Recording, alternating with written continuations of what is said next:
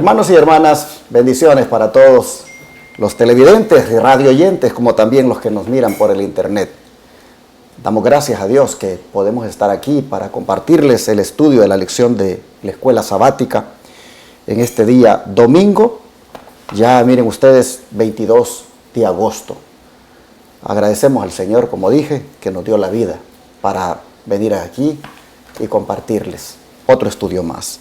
Mis hermanos Carmelo y Tony, otra vez, por la gracia de Dios, me acompañan, así que bienvenido, hermano Carmelo. Gracias, es un privilegio y una bendición poderle servir al Señor. Aquí estamos dándole las gracias al Señor y también, hermanos, pues a ustedes que nos miran, que nos escuchan y que también están atentos a estas lecciones que son tan importantes para nuestra vida espiritual. Así es que saludes a la distancia. Hermano Tony, bienvenido también. Gracias, pastor, y también doy gracias a Dios por permitirme estar aquí, acompañando aquí al pastor y al hermano con estas lecciones, pero también doy gracias a Dios porque cuando no podemos estar, Dios tiene también siervos que están dispuestos, como es el pastor Joselito, el hermanito José, y también me viene a la mente hacer una invitación a jóvenes, señoritas, que esto es hermoso, hermanos, y que el día de mañana ustedes estén aquí. Sería de gran realce para toda la iglesia también ver jovencitos que están participando. Yo los invito, hermanitos, prepárense, pídanle a Dios y un día puedan estar aquí y pronto estar apoyando en esto también. Así es, por esa razón es que ustedes bien miran que cuando ellos no están, pues hay otros hermanos que también vienen a poner aquí sus talentos, y porque queremos que otros se desarrollen, queremos que otros hermanos también puedan tener este privilegio de compartir la lección. Por eso es que a veces aparecen otros hermanos también, y lo que sucede con ellos es que ellos siempre tienen el tiempo disponible, digamos, para cuando yo los invite. Si ellos están ahí, fácilmente pueden atender la invitación.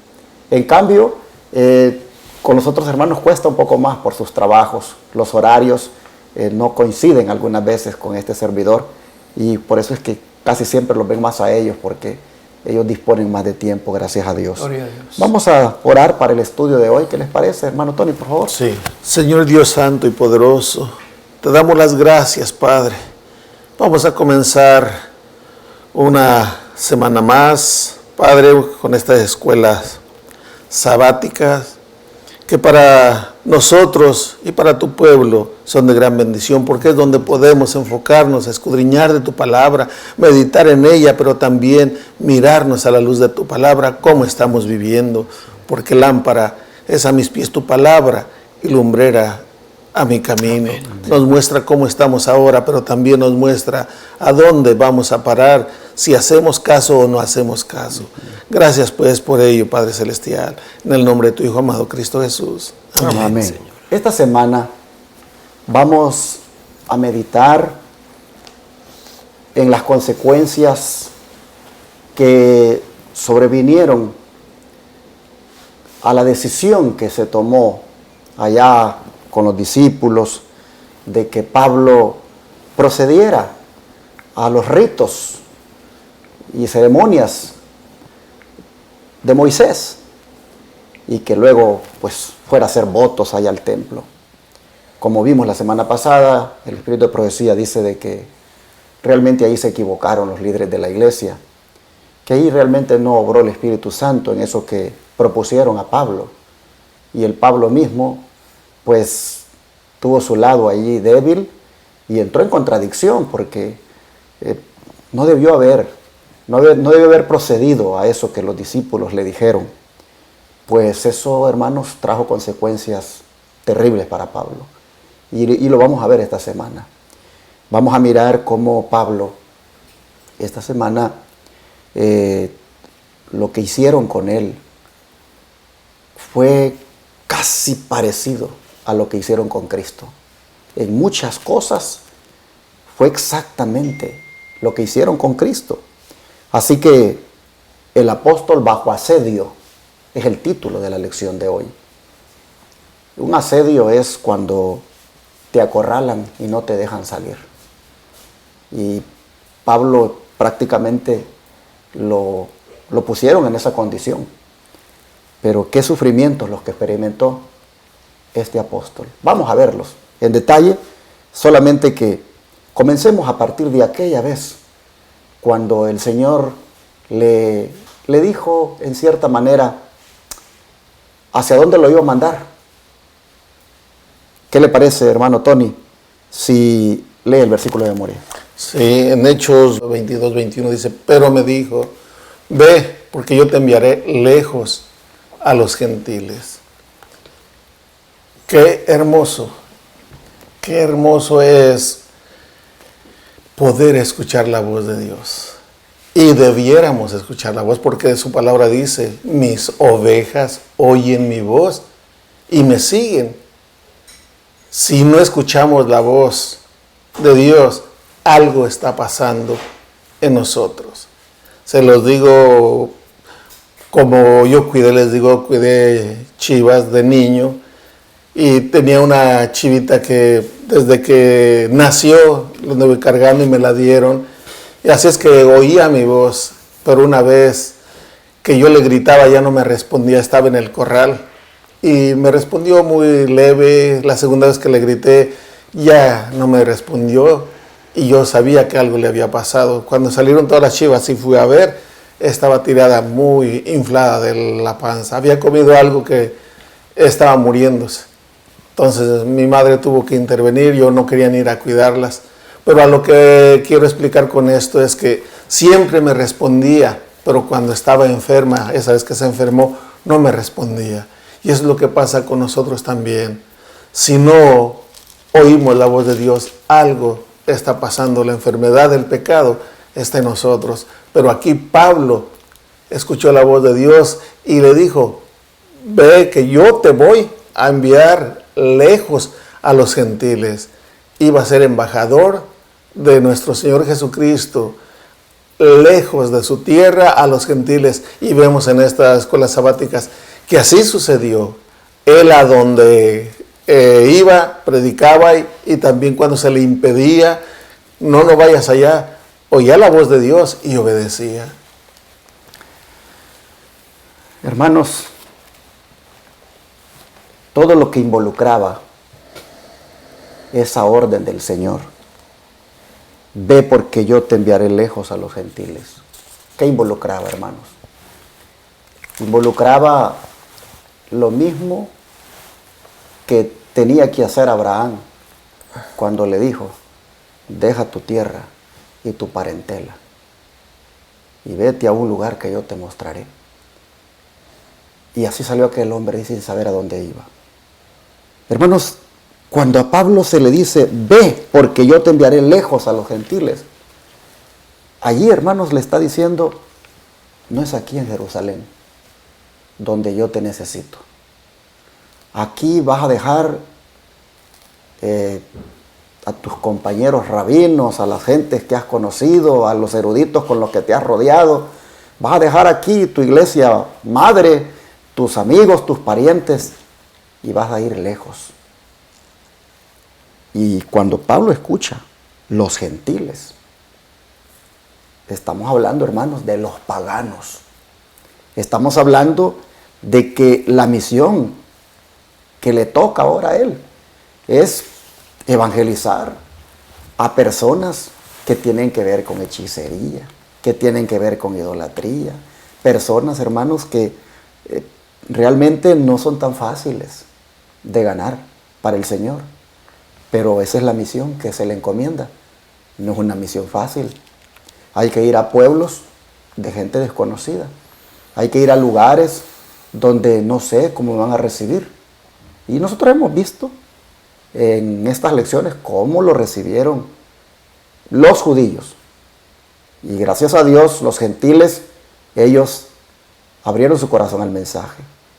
Pero cuando usted le dice, ve a los gentiles, con los prejuicios que tiene para con ellos, cuando sabe que esos están en otros lugares que no es Jerusalén, pues usted posiblemente como humano lo piensa y dice, ¿cómo? Por ejemplo, el otro día hablando con un hermano, ya los conté creo, me decía él de que él quiere irse a trabajar allá a un país musulmán, a irse como misionero. Yo cuando escucho esa palabra, musulmán, rápido conecto mi mente con la oposición que algunas veces ellos manifiestan hacia el cristianismo. Y por lo que se ha mirado en noticias, uno ve cómo es de peligroso andar predicando en esos países. Pero él de todas maneras siente ese llamado a ir para allá. Que Dios lo bendiga y Dios prospere la obra que va a ir a hacer allá. Amén. Porque estamos hablando de que te vas a ir a enfrentar a otra cultura, a gente con otro trasfondo religioso y también con, podríamos decir, pues con comidas diferentes y tantas cosas, hermanos. Pero así es cuando una persona obedece un llamado, como decía el hermano Tony. Todo esto está involucrado en lo que Pablo estaba oyendo cuando le dice el Señor, ve porque te enviaré lejos a los gentiles. Dos líneas aquí el don profético tiene, hermano Carmelo, después del versículo de memoria, para reforzar el punto. Sí, aquí dice, en Palabras de Vida del Gran Maestro, página 19, dice que los que son llamados a unirse con Cristo deben dejarlo todo para seguirle a Él. Así es, hermano, tú y yo, ¿verdad? Hemos escuchado esa voz, le hemos seguido. Pues aquí viene la otra parte, dejarlo todo, porque el Señor mismo dice, ¿verdad? El que quiera venir en pos de mí, niéguese a sí mismo, tome su cruz y sígame. Hay cosas todavía posiblemente que no hemos entregado, no hemos dejado, que eso nos impide, hermano, realmente seguir por completo a Jesús. Pero miren aquí, qué bonito es cuando uno da un testimonio de la vida de antes, ¿verdad? Cómo andábamos y cómo el Señor en su misericordia nos rescató y nos trae hasta esta situación, hasta ahorita, ¿verdad? En la actualidad. Aquí el apóstol Pablo, estamos viendo que él está relatándole a los judíos la experiencia de antes hasta el momento del llamado del Señor Jesús para con él, ¿verdad? Entonces vemos que la oposición siempre la tuvo, pero aquí vemos también que él, por el amor de Cristo, por el seguir a Cristo, él ya estaba él dispuesto a lo que venía, porque se recuerdan ustedes también que el mártir Esteban, el diácono Esteban, cuando empezó a relatarles la vida del pueblo judío, cómo los llevó, ¿verdad? Cómo Dios se manifestó y cómo Él los dirigió desde Egipto y desde Abraham, que empieza a Esteban a relatarles, y cuando llegaron a Jesús, pues también, ¿verdad? Luego ya no quisieron escuchar y ya le agarraron piedras para arrojárselas. Aquí estamos viendo, más despuesito vamos a decir, cómo Pablo también llega a un punto, ¿verdad? En el cual ellos también se tapan los oídos y no quieren escuchar y pues también, ¿verdad? Tratan de eliminarlo, de matarlo. Así, hermanos, el seguir a Jesús implica y va a implicar otras cosas también, otras pruebas y desafíos para ti, para mí, hermano. Así es que el seguir a Jesús, ¿verdad? Es la mejor decisión. Amén. Bueno, vamos a entrar en lo que es el día domingo, porque esto era apenas la introducción de la lección que siempre trae para el día sábado. Y vamos a ir atrás en el tiempo, porque lo que estábamos viendo es parte de la defensa que Pablo está presentando ante sus paisanos, los judíos, debido a la oposición que ellos han emprendido contra él. Pero viendo un poquito más hacia atrás, vamos a ver, o mejor dicho, a retomar lo que quedó en capítulo la semana pasada.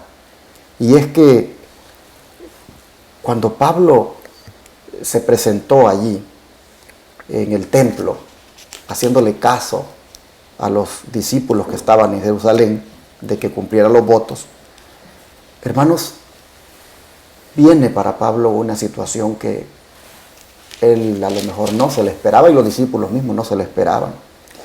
Pero aquí en esto que hacen con él, pues como dice la lección de hoy domingo, no vemos otra cosa que una revelación de Cristo. Pablo reveló a Cristo en la manera en cómo fue tratado. ¿Qué nos recuerda, hermano Carmelo? La forma en que Pablo fue tratado. Bueno, aquí vamos a verlo en dos citas, en Hechos 21, 33 al 36 y Lucas 23, 18. 21 del 33 al 36 dice de esta manera: entonces, llegando el comandante, lo prendió y lo mandó atar con 2 cadenas y preguntó quién era y qué había hecho. Pero entre la multitud, unos gritaban una cosa y otros otra. Y como no podía entender nada, de cierto a causa del alboroto, lo mandó llevar a la fortaleza. Al llegar a las gradas, aconteció que era llevado en peso por los soldados, a causa de la violencia de la multitud, porque la muchedumbre del pueblo venía detrás gritando: muera. Y ahora vamos a Lucas 23, 18. Dice de esta manera: pero toda la multitud gritó a una diciendo: fuera con ese, suéltanos a Barrabás. Hermanos, aquí estamos viendo la similitud, ¿verdad?, de lo que están haciendo con Pablo como lo que hicieron con Jesús. Entonces, aquí vemos que hasta tú y yo, hermano, cuando hablamos con otra persona, me tocó en una ocasión, ¿verdad?, que yo visité a una familia en una ocasión y había varias personas allí de otra denominación. Y cuando yo llegué, porque yo andaba de colportor, entonces pues estaba con los libros, ¿verdad? Pero de repente ustedes saben que uno va a otra iglesia o esto, y empezó luego uno de ellos a preguntarme: ¿y tú por qué esto? ¿Y tú por qué lo otro? Entonces, ¿verdad? Pues ya les dije, pues esta sería otra ocasión que pudiéramos hablar, ¿verdad? De ahorita me gustaría hacer. No, es que nos gustaría saber esto. Y hermanos, pues ahí ya en esa ocasión, ¿verdad? Pues ya empezamos y ya se empezaron a subir los ánimos, ¿verdad? Por muchas veces cuando no estamos de acuerdo, y más ellos, ¿verdad? Empezaron a alterarse, a airarse y que querían saber. Les dije: mire, bueno, si gustan podemos tener en otra ocasión, pero para esto necesitamos calmarnos, necesitamos pedir la dirección del Señor para que no se haga estas cosas. No, pues está bien. Entonces quedamos en que los iba a ir a visitar con otra persona ahí, y ya cuando fuimos la persona, yo ya una persona ya más experimentada, entonces ahí empezaron, y no volvió a pasar lo mismo, hermano. Empezaron a airarse y pues ya les dijo esta persona: ¿saben qué? Mejor vamos a pararle aquí, vamos a orar y que el Señor nos ayude. Pero hermanos, ahí pasa así, pasa como pasó aquí, ¿verdad? Pueden llegar la situación a ponerse difícil cuando una persona no está de acuerdo y defiende a capa y espada lo que es. Y no es eso. Nosotros debemos de respetarnos unos a otros, debemos de respetar nuestra fe, poner los puntos de vista de lo que la palabra de Dios dice, y es todo. La obra es del Espíritu Santo, pero a veces nosotros la queremos hacer. Y aquí los judíos podemos ver con Pablo que estaba pasando lo mismo que había pasado con Jesús. Imaginémonos el cuadro. Los judíos tienen a Pablo ya para matarlo. Lo han arrastrado y están ya para quitarle la vida, cuando de repente miran a este tribuno llamado Claudio Lisias, que viene con centuriones y soldados. Un tribuno estaba a cargo de una compañía de 1000 soldados romanos, era una guarnición, y él agarró unos cuantos centuriones, que eran oficiales que estaban a cargo de 100 soldados, agarró unos cuantos centuriones, no sé si 2 o 3, yo no sé, pero con otros soldados, y vino para ver cuál era el escándalo, porque donde hubiera una guarnición romana, el tribuno, el encargado o el oficial de rango encargado tenía que poner orden.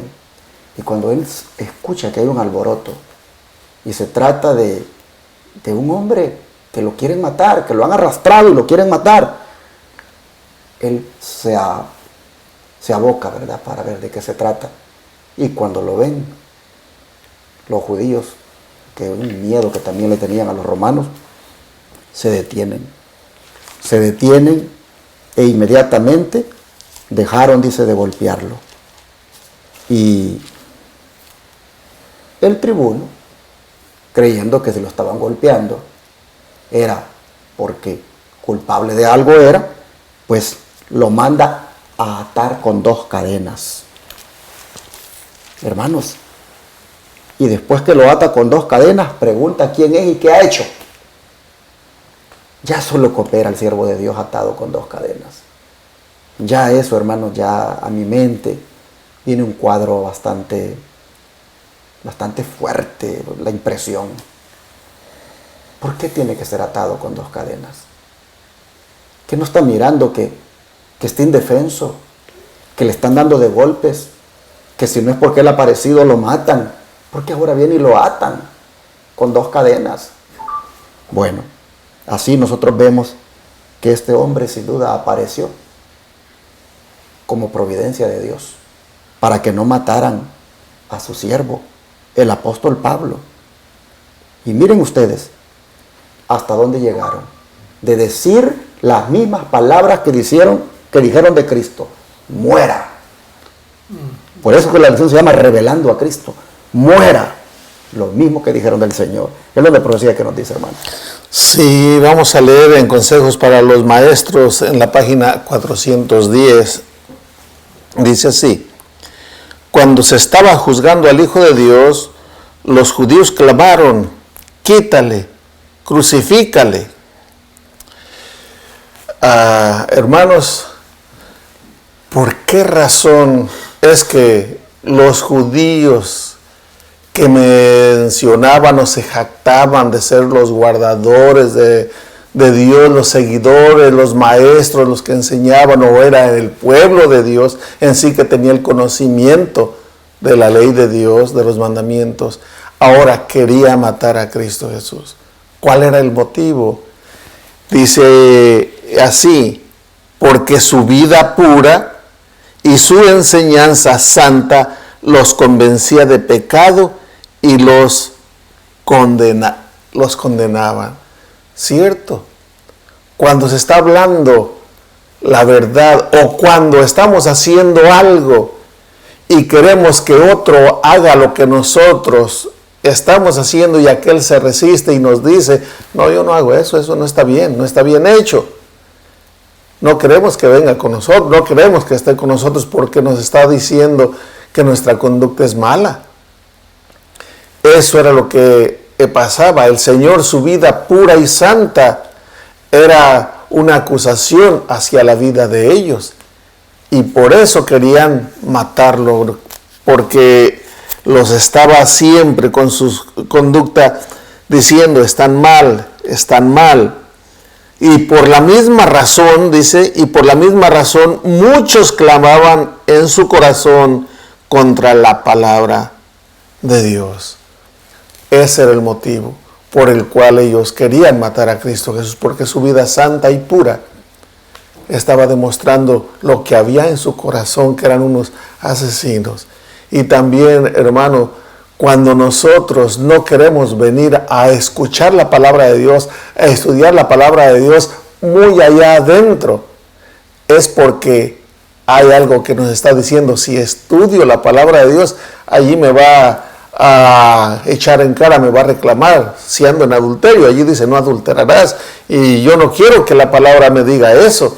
Yo quiero seguir viviendo como yo quiero, y de esa manera preferimos no agarrar la Biblia, no escuchar a nadie que nos hable de las cosas de Dios, porque queremos hacer lo que a nosotros se nos pegue la gana. Interesante cómo, pues, esto mismo que hicieron con Cristo están haciendo con Pablo. Pero vamos a ver cómo aparece la mano de Dios aquí. ¿Por qué razón fue que el Señor pues mueve la voluntad del tribuno para hacerse presente? ¿Por qué, hermano Tony, la divina providencia abrió el camino en defensa de Pablo? Sí, aquí en Hechos capítulo 21, del 37 al 39, dice así: cuando comenzaron a meter a Pablo en la fortaleza, dijo al tribuno: ¿se me permite decir algo? Y él le dijo: ¿sabes griego? ¿no eres tú aquel egipcio que levantó una sedición antes de estos días y sacó al desierto los 4,000 sicarios? Entonces dijo Pablo: yo de cierto soy hombre judío de Tarso, ciudadano de una ciudad no insignificante de Cilicia, pero te ruego que me permitas hablar al pueblo. Aquí Pablo, al contestarle a este tribuno, le dice: no, yo no soy ese egipcio, yo soy judío. Y de donde yo nací no son bárbaros. En otras palabras, le está diciendo: soy de Tarso, una ciudad, como dice aquí, soy hombre de Tarso, ciudadano de una ciudad no insignificante de Cilicia. Tarso no era cualquier ciudad, era una ciudad, de acuerdo a la palabra, era conocida, era algo prominente. Y Pablo no era ningún ignorante. Pero aquí yo estoy mirando algo que se le quería de alguna manera incluir o echar cosas malas que se habían venido haciendo antes. Lo mismo que está pasando hoy en día, desgraciadamente, en el gobierno de algunos países, entre ellos pues nuestro querido México, que se agarra a gente inocente y se le está inculpando de crímenes que no han cometido. Así aquí también ya se le estaba diciendo: ¿no eres tú ese egipcio que levantó a esos sicarios? Desgraciadamente el enemigo, queriendo destruir la obra del Señor y a sus mensajeros, urde toda clase de artimañas para poder acabar con ellos, pero siempre Dios está al control. Amén. Y eso es lo hermoso. No cabe duda que Pablo era un hombre culto, no era un delincuente. Y por eso se sorprende el tribuno, porque le dice: ¿sabe griego? Se sorprendió de que Pablo le hablara griego, porque eso le demostró a él de que no era lo que él pensaba. Realmente era un hombre culto, pero al mismo tiempo asocia lo que había pasado tiempo atrás con ese egipcio que había levantado una revuelta contra Roma y que se había propuesto con sus terroristas sacar a Roma de Palestina. Inmediatamente se lo hace ver a Pablo, pero es como decir: ¿cómo? ¿Habla griego? ¿No eres entonces el egipcio que ha regresado y que por eso te han dado esta paliza y te querían matar? Porque en cierta manera están haciendo justicia, porque has pervertido la ley. O sea, hay una sorpresa allí. De repente hay un hombre que al tribuno le parece un hombre con cultura, pero al mismo tiempo en la mente de él pensaba que era el egipcio.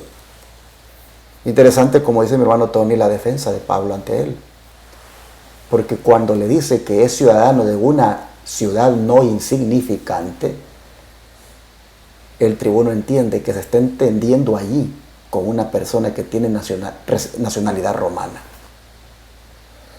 Pablo le está diciendo: soy ciudadano de un lugar no insignificante. Y aquí las cosas entonces se van a poner interesantes, porque ya el tribuno sabe que está entendiéndose con un hombre que hay que respetarle sus derechos como romano.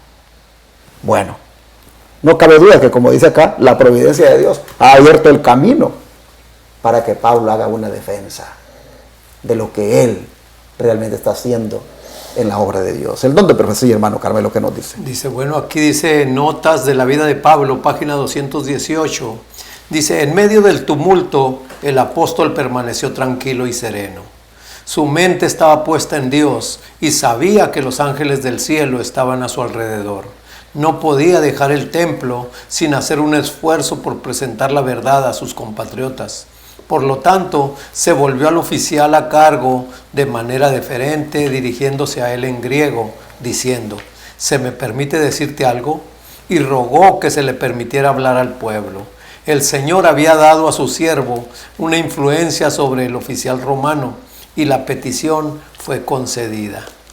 Aquí estamos viendo la intervención de Dios, hermanos. Lo podemos ver desde el momento en que está siendo maltratado, en que está tratando esta gente de matarlo, cómo aparecen, ¿verdad? Este oficial y sus soldados para salvar esa vida.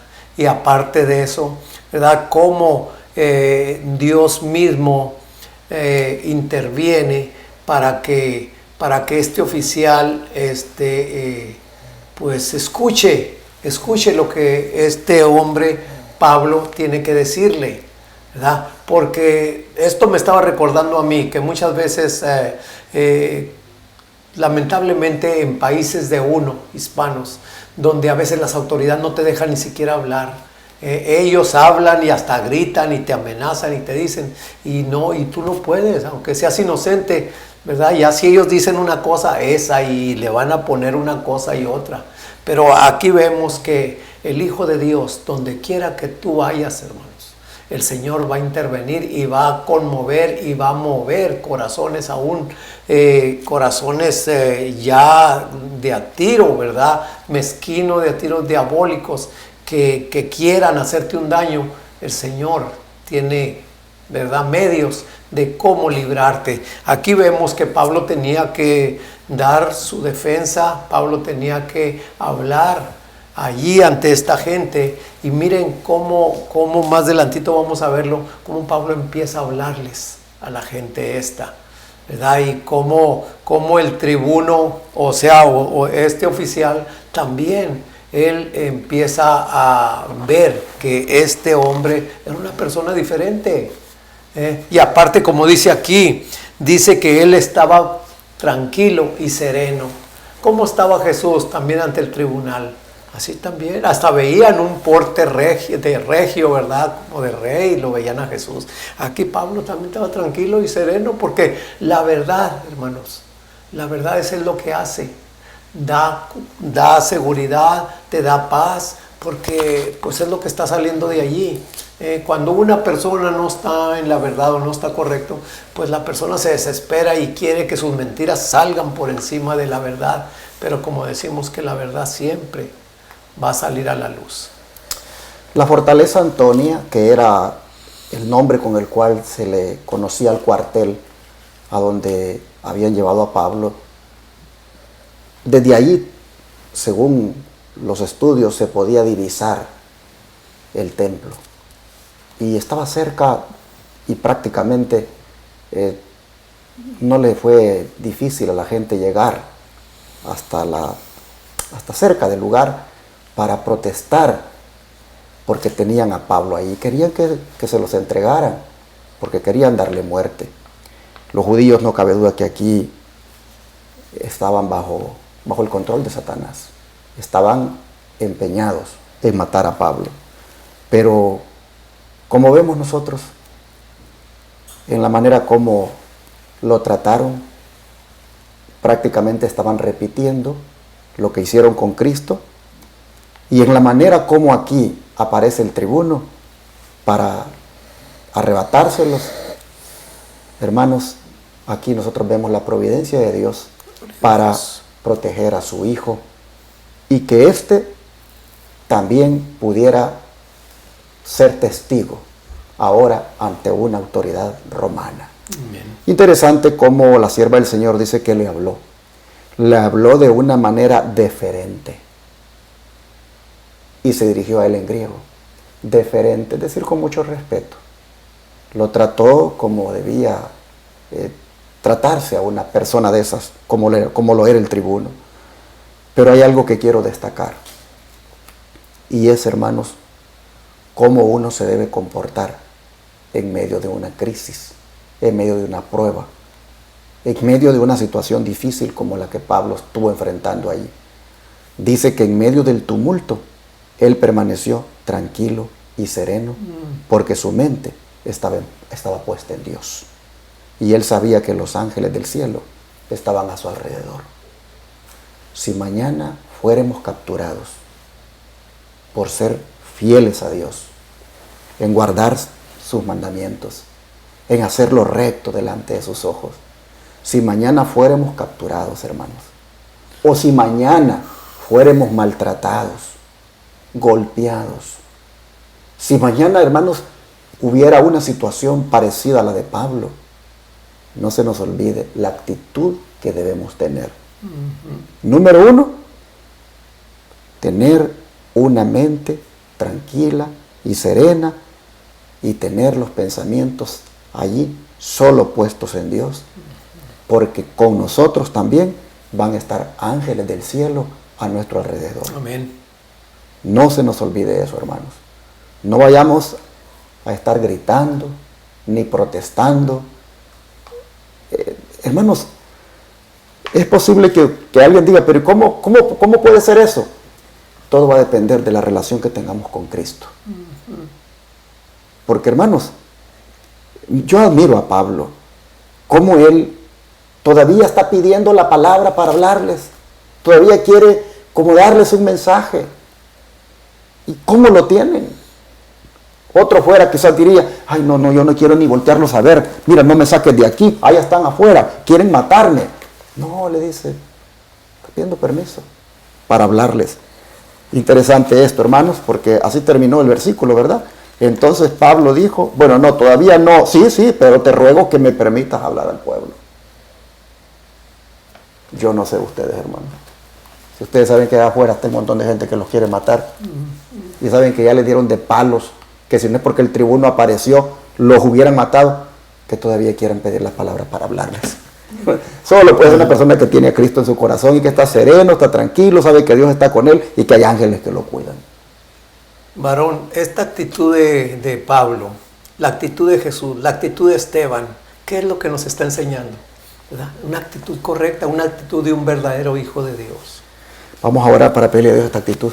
¿Qué les parece? Amén. Padre nuestro, no cabe duda, Señor, de que al ver lo que Pablo nos presenta en su manera de reaccionar a los sufrimientos, a las injusticias, a los maltratos, no cabe duda, Señor, de que tú quieres darnos aquí un mensaje de lo que tú esperas también de nosotros en los momentos de crisis. Casi siempre, Padre, cuando aparece una crisis, nos desesperamos y la reacción nuestra no es apropiada. Pero te pedimos, por favor, que nos ayudes. Primero, a tener una relación tan estrecha contigo, Sí, Señor. que cuando sea una situación como esta, oh Señor, podamos tener la actitud de Pablo. Amén. Sí, Que tengamos, Señor, nuestra mente siempre en ti, que tengamos una actitud serena y tranquila y que tengamos también ángeles en derredor de nosotros. Amén. Te rogamos, Señor, que nos ayudes para que podamos ser personas que en medio del sufrimiento y la crisis podemos, Señor, mostrar esa paz y esa presencia tuya en nuestra vida. Lo rogamos que así sea en el nombre de Jesús. Amén. Amén.